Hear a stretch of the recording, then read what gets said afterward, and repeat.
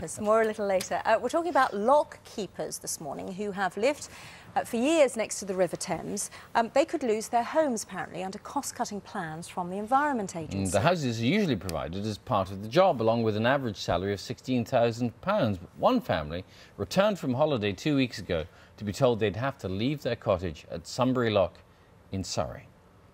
And this here behind us is our home. It is part of my husband's contract that we live in this house. At the moment, the Environment Agencies are looking at all the houses along the River Thames to see which ones they need. They have come up with a short list of 22 properties that they want to dispose of which ours is one of them. Some of them they were going to sell outright, and the others they are going to let to third parties, possibly even holiday lets. They had said originally that this was going to be a 10-year plan done through natural wastage. It has now all of a sudden been reduced to a 5-year plan. There is also feelings that there will be redundancies despite what the Environment Agency says. We don't understand how they could move 22 families without making the redundancies. Where are they going to put 22 families? This is our lifestyle, this is the way we live. It's a job 24/7. My husband's been a lock keeper for 22 years, and to move away from the river and the boats is catastrophic, and the strain that we're living under at the moment, just waiting to hear the news as to what will happen. It's hard, it's very hard on us. Susan Druitt. Well, Eileen McKeever is the Thames Waterways Manager at the Environment Agency. We can speak to her now. She's in Reading. Eileen, good morning. It does seem harsh to a lot of people watching this morning that not only should people lose their jobs, but also their homes as well.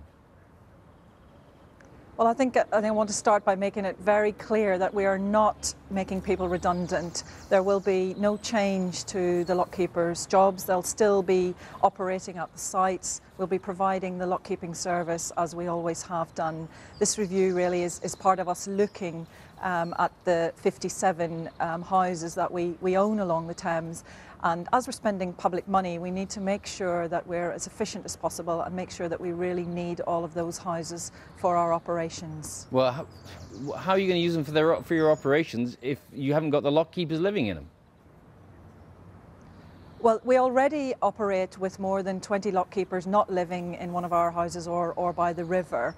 Yes, they live on site, but they're not there all the time. They have their days off, they have their annual leave. And things have changed a lot over the last sort of 100 years when lock keepers obviously didn't have any transport, no telecommunications, computers, etc.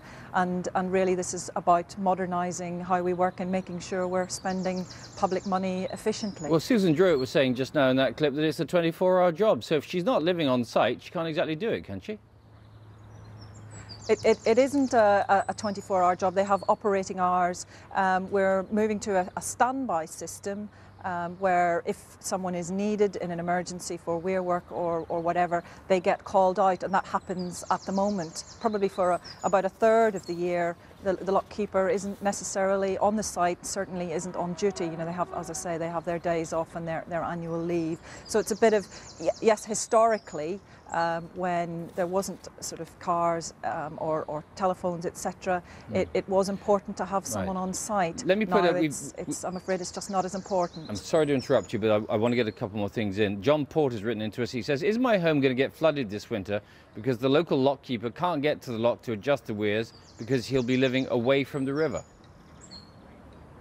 No, absolutely not. Our management of locks and weirs won't change. As I say, we already operate with a lot of staff who don't live on the lock side or in a lock house, and they come in to operate the lock during their working hours, and if necessary come in for emergencies when the lock keeper's not there at the moment.